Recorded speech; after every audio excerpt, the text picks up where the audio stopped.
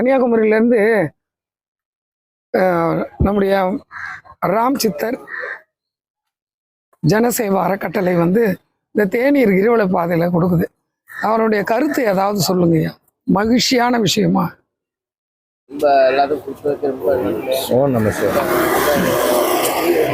நிறைய சாப்பிடணும் சாமி. சாப்பிடணும் சரியில்லை, சாப்பிட்ட ஒன்றும் உடம்புல ஒட்ட மாட்டேங்க. உடம்புல ஒட்டுற மாதிரி உள்ள விஷயங்கள் தரேன்.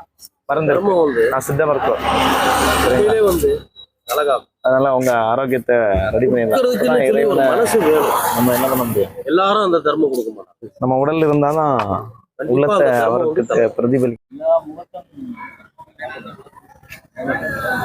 பாருங்க, இந்த ஐயா இந்த கிரிவல பாதையில் ஒரு சிவனடியாராக வாழ்ந்து கொண்டிருக்காரு.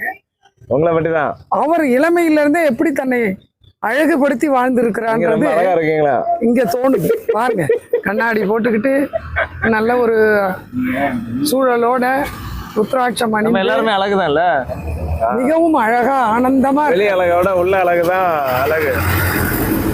மௌனசாமியோட அவ்வளவுதான். இல்ல அவரு சில விஷயம் கேட்கணும்.